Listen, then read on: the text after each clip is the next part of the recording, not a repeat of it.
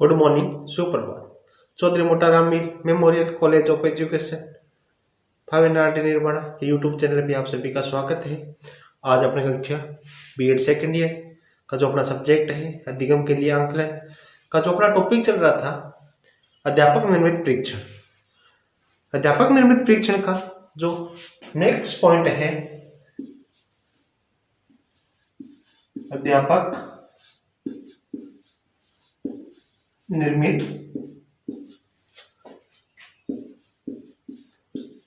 परीक्षण का निर्माण।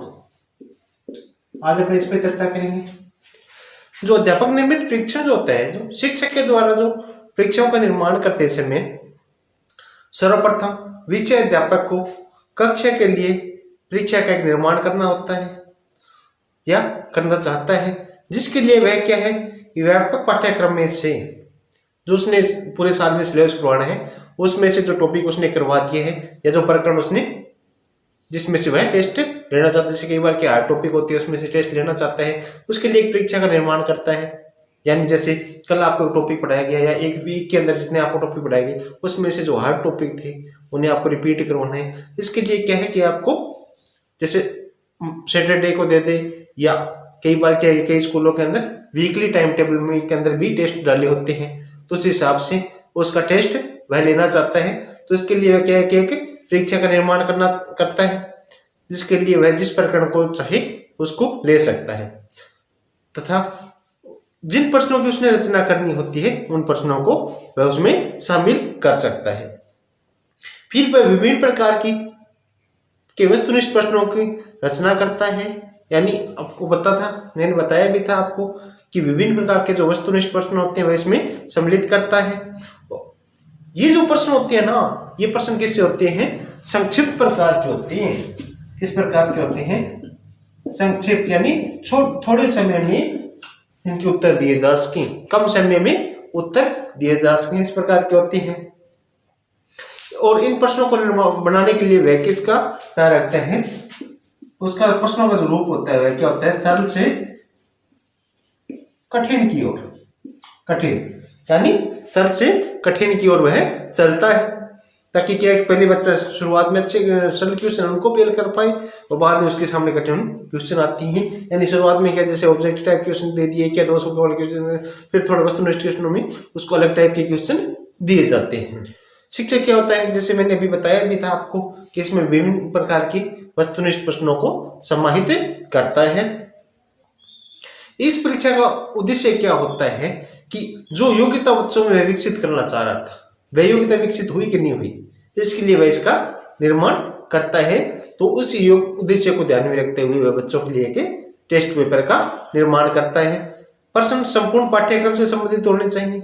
यानी ये नहीं है कि जो प्रकरण दिया या जो आपको टेस्ट के लिए उसने जो दिया है मैटर दिया, जितने पाठ दिए चाहे जितने प्रकरण दिए उनमें से ही वह सभी में से क्वेश्चन पूछे, इस प्रकार का उसे निर्माण करना चाहिए।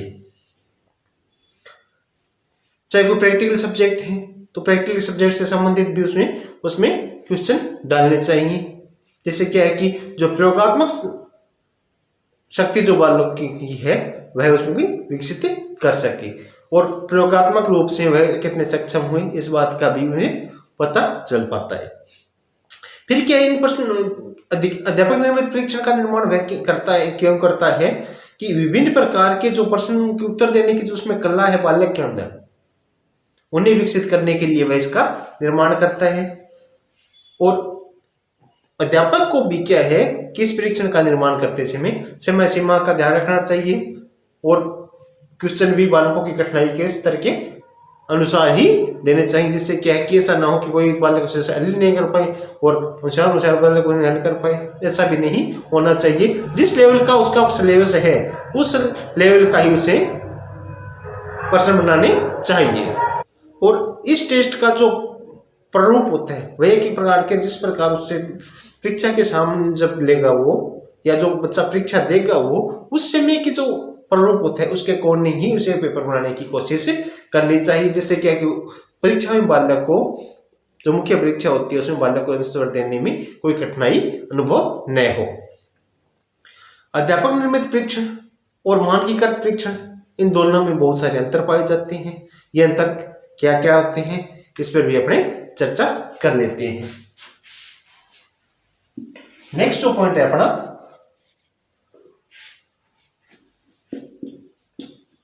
मानकीकृत एवं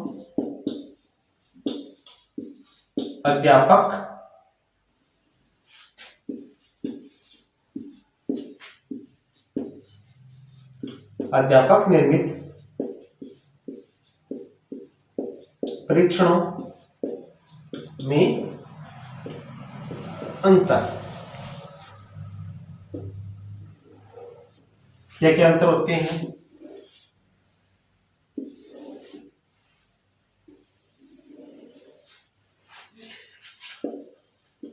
क्रम संख्या, मानकीकृत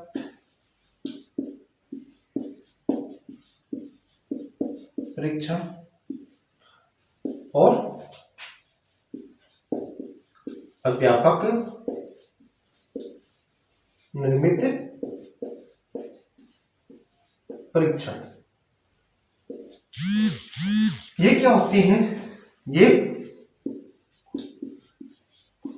प्रमाणीकृत या मानकीकृत होते हैं, मुख्यतः यह है इसकी विशेषता।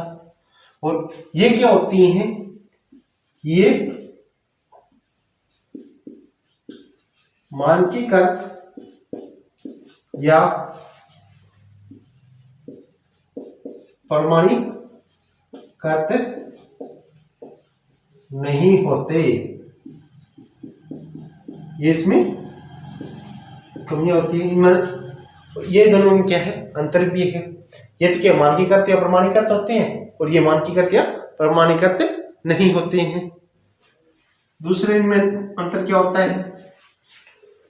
यह किसी विद्यालय विशेष के पाठ्यक्रम पर आधारित न होकर के, जो मानकीकृत जो होते हैं ये किसी विद्यालय विशेष के पाठ्यक्रम पर निर्धारित न होकर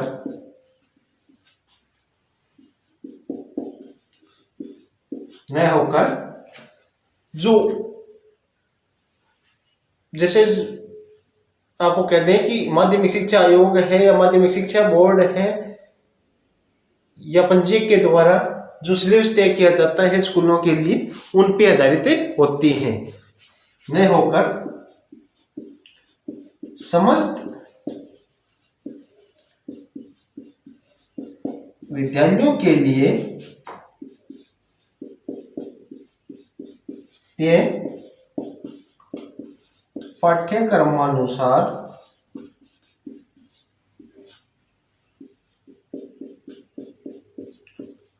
होते हैं। इसकी क्या विशेषता है? ये क्या विद्यालय विशेष के पाठ्यक्रम पर निर्धारित न होकर के ये जो है जो समस्त विद्यालयों के लिए, जैसे जिले बोर्ड ने या जो सिलेबस तय किया है उसके अकॉर्डिंग या सरकार ने जो टेस्ट लेने का वार्षिक परीक्षा के लिए जो तय किया उस प्रकार की परीक्षा होती है ये। इसमें क्या है कि सिलेबस सभी का सेम रहता है, यानी जितने भी विद्यालय हैं उनका सिलेबस सेम रहता है। और ये क्या है जो अध्यापक निर्मित होता है, ये विद्यालय के तय पाठ्य क्रमानुसार होते हैं। ये क्या होते हैं कि जो जैसे प्रकार आप देखते हो प्रथम परख द्वितीय परख ले जाती है तो स्कूल अपना सिलेबस उसमें तय करता है और उसमें तय क्या होता है कितना सिलेबस है तो उसमें से देते हैं। कई बार क्या स्कूल ने अपने टेस्ट लेता है तो उसमें से वह उसमें दे देता है।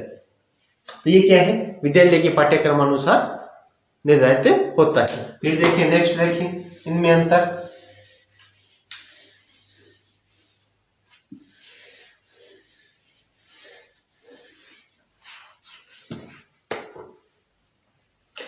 प्रमाणीकृत परीक्षण क्या होता है? ज्ञान के व्यापक क्षेत्र से संबंधित होते हैं।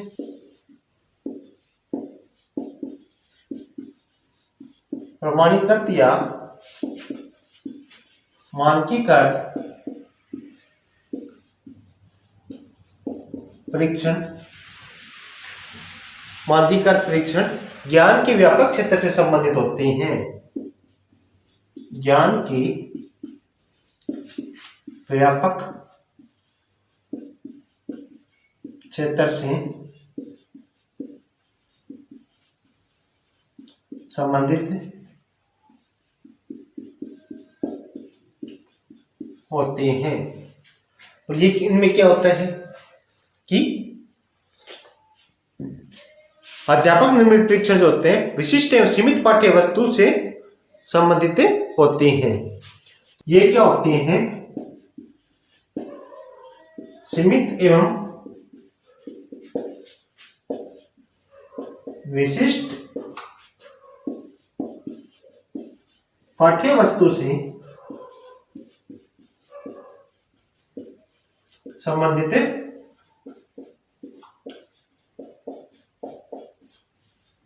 होते हैं। ये क्या है? सीमित एवं विशिष्ट पाठ्य वस्तु से संबंधित होती है। ये क्या व्यापक क्षेत्र से संबंधित होते हैं। इनके फिर क्या होता है? मानकीकृत परीक्षण के द्वारा विभिन्न समूह या स्तरों के मानकों को ज्ञात करना होता है। तो समूह या क्षेत्रों के मानक ज्ञात करने होते हैं। यानी मानकीकृत परीक्षण के द्वारा विभिन्न समूह है, समूह कैसे के मानकीकृत परीक्षण के द्वारा क्या है? विभिन्न समूह है या जो क्षेत्र है, समूह के बालकों का एक बालक क्या है? चाहे बालक एक समूह है या जो क्षेत्र विशेष है उससे संबंधित जो मानक जो ज्ञात करने होते हैं उसके लिए क्या है? मानकीकृत परीक्षण लेते हैं। और इनके द्वारा क्या है? कोई भी मानक ज्ञात नहीं होते। इनके द्वारा क्या है? कोई भी मानक ज्ञात नहीं होती हैं। फिर क्या है? ये क्या होते हैं? बालक के विकास संबंधी जो आलेख पत्र, यानी बालक का जो रिकॉर्ड तैयार करना होता है बालक के बारे में, उसको तैयार करने के लिए प्रयुक्त होते हैं। यानी जो वार्षिक अर्धवार्षिक परीक्षा जो होती हैं या पर के जो नंबर होते हैं वह क्या होता है? बालक का रिजल्ट तैयार करने में काम में लिए जाते हैं। और ये क्या होते हैं? ऐसी किसी भी काम नहीं आते हैं। ये बालक के में सुधारात्मक कार्य के लिए तो काम आ सकते हैं, मगर कोई आलेख पत्र या कोई रिकॉर्ड रखने के लिए काम में नहीं आते हैं। इसमें बालक की क्या दक्षता रही, क्या उपलब्धि ज्ञात हुई, इसके लिए तो अध्यापक निर्मित परीक्षण काम में आता है, मगर कोई रिकॉर्ड तैयार करने में इसका काम में नहीं आता। फिर जो 6 नंबर पे जो अंतर जो इनमें आता है वह क्या है?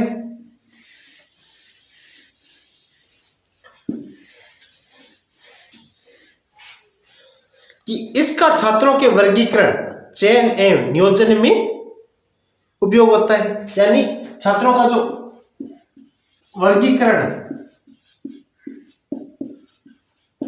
नियोजन है, कहीं एडजस्टमेंट करना है, चयन करना है कहीं पर भी, तो भी मानकीकृत परीक्षण क्या है? काम में आते हैं। यानी वर्गीकरण, चयन, नियोजन, वर्गीकरण, नियोजन, चयन के लिए काम में लिए जाती है। और इसका क्या है? विषय वस्तु के परीक्षण के लिए, यानी विषय वस्तु के परीक्षण के लिए इसे काम में लिया जाता है। फिर क्या है, इसमें जो सातवां जो अंतर आ रहा है वह क्या है, विषय वस्तु का चयन, जो भी पाठ्यक्रम का चयन करना है वह विषय वस्तु का चयन शैक्षणिक उद्देश्यों के लिए, यानी शैक्षणिक उद्देश्य क्या है, शिक्षा के जो विस्तृत उद्देश्य है उससे संबंध उनके लिए इसके किया जाता है कि बालकों को एक अच्छा नागरिक बनाना है, जो लक्ष्य तक पहुंचना है उसके लिए इसका परीक्षण किया जाता है। यानी मानकीकृत परीक्षण में कि जो विषय वस्तु होती है उसमें इसका जो चयन किया जाता है वह उसका उद्देश्य क्या होता है, शैक्षणिक उद्देश्यों के लिए उसके लिया जाता है कि उस विषय वस्तु से बालक में जो शैक्षणिक उद्देश्य विकसित हुए कि नहीं हुए उनका पता लग सके। शैक्षणिक उद्देश्यों को ध्यान में रखकर, शैक्षणिक उद्देश्यों को ध्यान में रखकर इसके अंदर क्या है, विषय वस्तु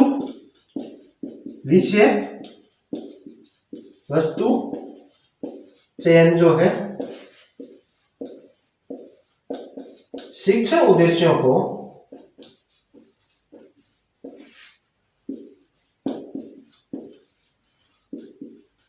ध्यान में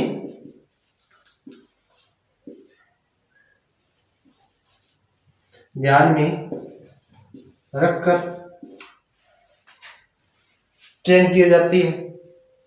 जो विषय वस्तु है उसका चयन क्या है कि जो शिक्षण उद्देश्य हैं, जो पाठ पढ़ाया गया है उसमें ज्ञान हुआ कि नहीं हुआ बालक को और बोध हुआ कि नहीं हुआ है, इसको लिए इसका चयन किया जाता है।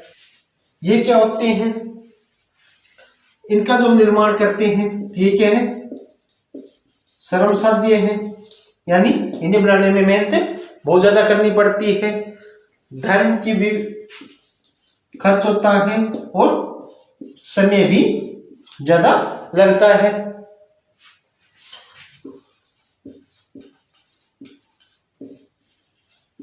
वे होता है और इसमें समय, धन, श्रम की कम व्यय, यानी कम कर लगता है, मेहनत भी कम करनी पड़ती है, धन भी कम लगता है और टाइम भी कम लगता है। लास्ट जो अंतर आता है इसमें, लास्ट जो अंतर है इनमें वह है क्या है कि इसका जो मानकीकृत परीक्षण का जो बनाने वाला जो होता है, इसका जो निर्माता होता है वह निर्माणकर्ता क्या है,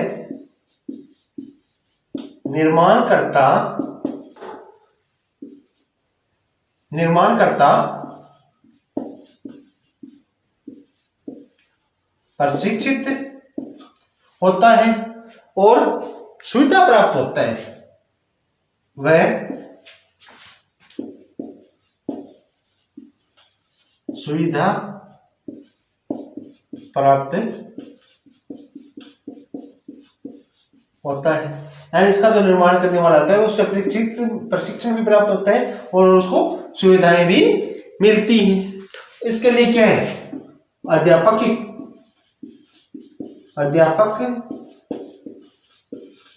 स्वयं ही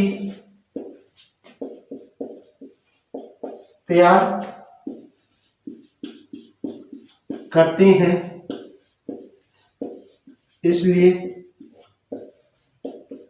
कोई विशेष सुविधाएं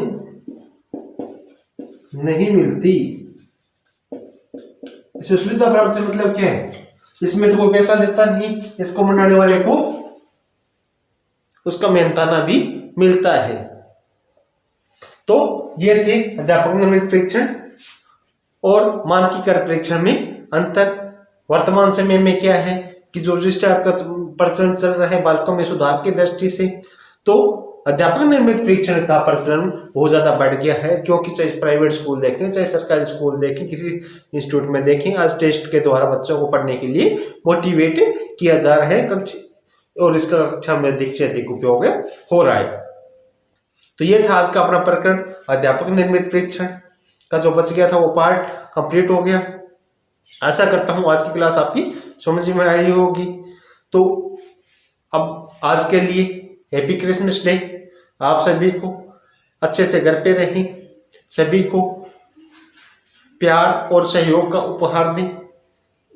इसी के साथ धन्यवाद।